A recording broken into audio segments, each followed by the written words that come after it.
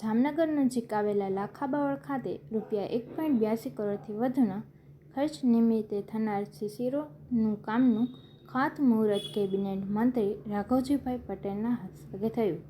જામનગર વિસ્તાર વિકાસ સત્તામંડળ હેઠળ આવતા લાખાબાવળ ગામે કૃષિ, પશુપાલન, ગૌસંવર્ધન, ગ્રામગૃહ નિર્માણ અને ગ્રામ વિકાસ વિભાગના કેબિનેટ મંત્રી રાઘવજીભાઈ પટેલ અધ્યક્ષ સ્થાને સ્વર્ણિમ જયંતિ મુખ્યમંત્રી શહેરી વિકાસ યોજના અંતર્ગત ₹1.82 કરોડના ખર્ચ નિમિત્તે થનાર સીસી રોડના કામનું ખાતમુહૂર્ત સમારોહ યોજાયો હતો.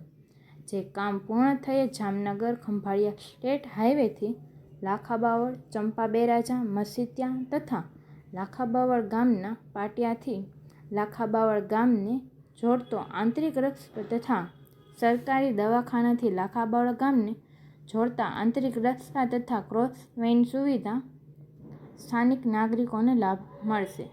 આ પ્રસંગે મંત્રી રાઘવજીભાઈ પટેલ જણાવ્યું હતું કે લાખાબાવળ ખાતે અંદાજિત ₹2 કરોડના ખર્ચ મંજૂર થયેલ આ વિકાસ કામો ગ્રામજનોની સુવિધા ખૂબ વધારો કરશે. લાંબા ગાળા સુધી ટકાવ એવા સીસી રોડના સુવિધા મળતા વર્ષો સુધી વિકાસ કામો નાગરિકોને લાભ થઈ શકે છે.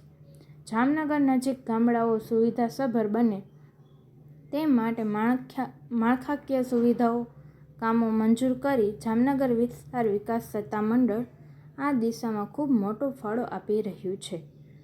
રાજ્ય સરકાર આ પ્રકારની સંનિષ્ઠ પ્રયાસો કારણે શહેરીને નજીકના ગામો આજે વિકાસ હરણફાળ ફરી રહ્યા છે. કાર્યક્રમ સ્થળે મંત્રીએ સ્થાનિક આવેદન દ્વારા રજૂ કરાયેલા પ્રશ્ન તથા રજૂઆત સાંભળી હતી.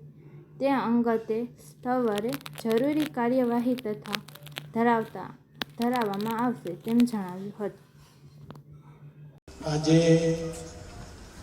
સ્ટેટ હાઈવેથી લાખાબાવળ ગામના પાટિયાથી ગામને જોડતા રસ્તો અને સરકારી દવાખાનાથી લાખાબાવળ ગામને જોડતો રસ્તો અને કોઝવેનું કામ, આ કામો માટે ₹1,82,79,000 કામગીરી માટેનું કામ જે મંજૂર થયું છે.